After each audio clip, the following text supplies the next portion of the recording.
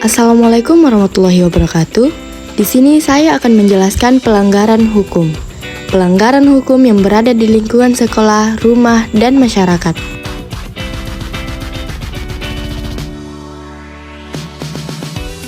Hai guys, perkenalkan nama saya Atika Sri Zahira, siswi SMP Negeri 5 Kota Palopo, kelas 9A.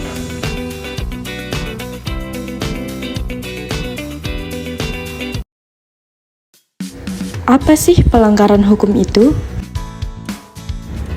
Pelanggaran hukum merupakan tindakan seseorang atau sekelompok yang melanggar aturan yang tidak sesuai dengan hukum-hukum yang berlaku. Pelanggaran hukum adalah bentuk pembangkangan terhadap hukum yang berlaku.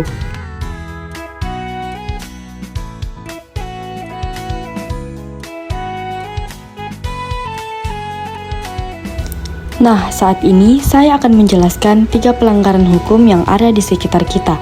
Yang pertama, pelanggaran hukum di lingkungan sekolah. Yang kedua, pelanggaran hukum di lingkungan rumah. Dan yang ketiga, pelanggaran hukum di lingkungan masyarakat. Pelanggaran hukum pertama yaitu lingkungan sekolah.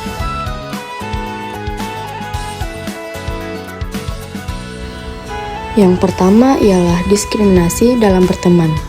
Ancaman sanksi 1 tahun penjara untuk perbuatan diskriminasi terhadap ras dan etnis.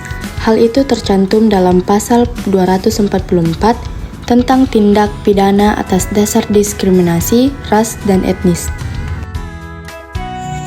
Kedua, tindakan kekerasan guru terhadap siswa. Kekerasan fisik yang dilakukan guru terhadap peserta didiknya termasuk dalam tindak pidana, sebagaimana diatur dalam Pasal 80 Nomor 35 Tahun 2014. Ketiga, perundungan antar siswa. Yang melakukan hal ini akan dipidana penjara paling lama 3 tahun 6 bulan atau denda paling banyak 72 juta rupiah. Dan yang terakhir, siswa melakukan tawuran antar sekolah. Polri menindak pelaku tawuran sesuai KUHP Pasal 358. Bila aksi tawuran mengakibatkan korban luka berat, pelakunya diancam hukuman penjara paling lama 2 tahun 8 bulan. Contoh pelanggaran hukum kedua yaitu di lingkungan rumah. Yang pertama ialah eksploitasi anak untuk bekerja. Pasal 88 Undang-Undang 35 Tahun 2014 yang mengatur bahwa setiap orang dilarang turut serta melakukan eksploitasi secara ekonomi atau seksual terhadap anak. Yang kedua, kekerasan dalam rumah tangga. Isi pasal KDRT tercantum dalam Undang-Undang Republik Indonesia Nomor 23 Tahun 2004 mengenai penghapusan kekerasan dalam berumah tangga. Dan yang ketiga atau yang terakhir, anak dilarang untuk belajar. Sekarang contoh pelanggaran hukum ketiga yaitu di lingkungan masyarakat.